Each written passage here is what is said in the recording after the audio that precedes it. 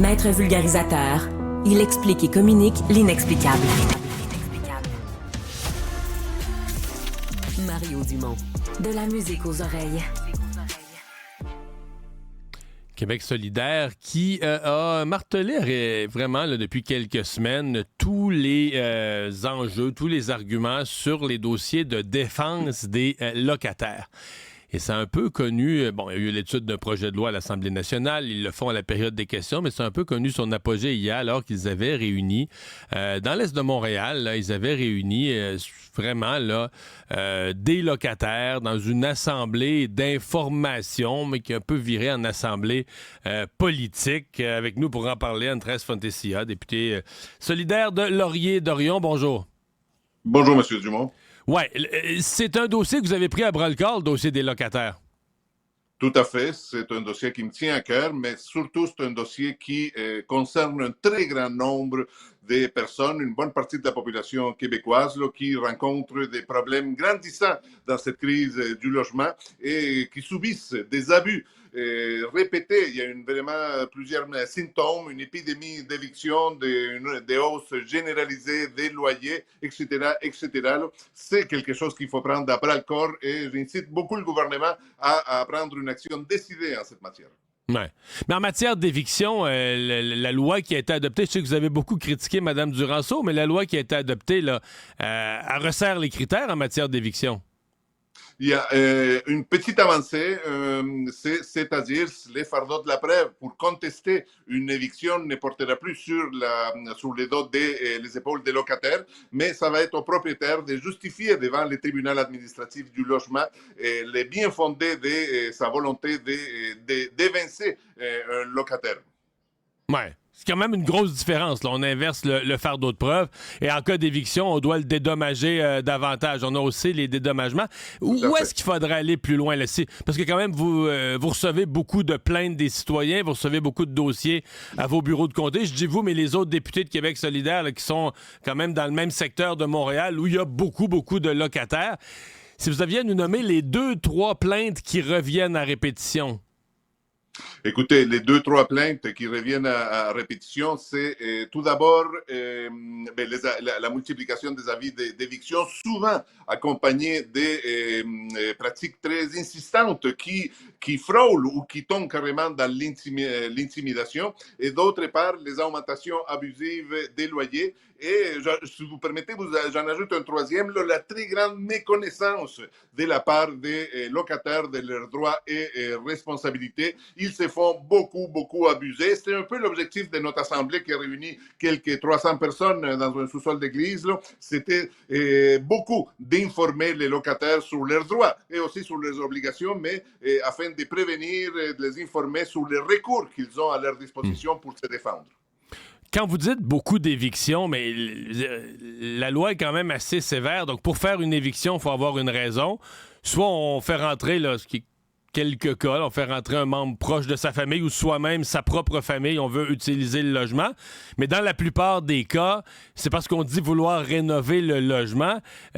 Quand vous parlez d'arnaque, parce qu'en soi, le parc immobilier il fait dur à Montréal, ça se peut qu'il y ait beaucoup de logements à rénover, mais vous observez beaucoup de cas où on utilise de fausses raisons, on dit vouloir rénover, mais on rénove pas vraiment, ou que c'est un mensonge? Tout à fait. Ça existe et c'est couramment et c'est abondamment documenté, c'est-à-dire les propriétaires qui évincent pour faire supposément des rénovations et ces rénovations ne sont jamais effectuées, d'où notre proposition d'avoir au tribunal administratif du logement létal une procédure de vérification afin de certifier que les travaux de rénovation ont été réellement réalisés.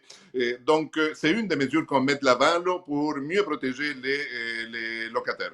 Vous voulez dire qu'on fait l'éviction, on laisse le logement vacant pendant quelques mois, on augmente le prix, on reloue le même logement, pas rénové, à quelqu'un d'autre, à un prix rehaussé. Donc, un mensonge sur toute la ligne. C'est-à-dire on a évincé sous la base de rénovation, on a haussé le tarif pour un prochain loyer sur la base de rénovation, puis il n'y a pas de rénovation de fait.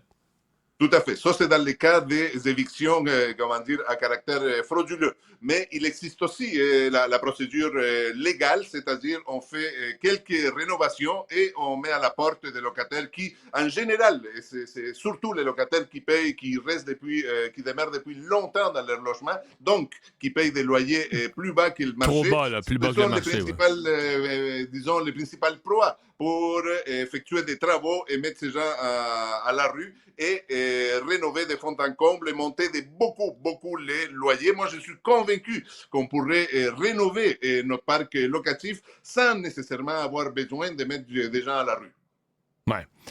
Monsieur Fontecchia, évidemment, si vous prenez la part des locataires, mais on est dans une crise du logement, si on appliquait demain matin, Québec solidaire gouverne et applique tous ces règlements, là, toutes ces lois plus sévères que vous voulez, est-ce qu'il n'y aurait pas un danger là, à l'autre extrême? On dit, OK, on a un gouvernement pro-locataire, anti-propriétaire, mais là, si on veut construire des logements, parce que la crise du logement, avant les lois puis avant les règlements, la première cause, c'est qu'il manque de logements. Là, cette compétition folle pour les mêmes logements, c'est parce qu'il en manque. Est-ce qu'un parti anti-propriétaire qui pourrait décourager la construction de logements va vraiment être la solution à la crise du logement? Tout d'abord, M. Dumont, moi, je ne pense pas être anti-propriétaire. Je pense que je suis anti-pratiques déloyales, des pratiques abusives de la part de certains propriétaires spéculateurs. C'est loin d'être la grande majorité des propriétaires qui sont des gens honnêtes. Il y a aussi des très grosses compagnies pour qui l'essor des locataires, bon, mais les locataires, c'est un client, c'est un produit financier, c'est une marchandise. Donc, mais la très grande majorité des propriétaires, surtout les propriétaires occupants, là, c'est des gens tout à fait correct. Là. Mais vous avez raison, il faut construire davantage de logements. Vous savez, M. Dumont, il s'en construit quand même beaucoup de logements dans le secteur locatif en particulier, mais c'est du logement haut de gamme qui coûte très cher pour y rester. Nous, ce qu'on propose, c'est qu'il faut vraiment trouver la formule. Ouais. Mais en 2023, il s'en est pas construit beaucoup. Là. C'est une année...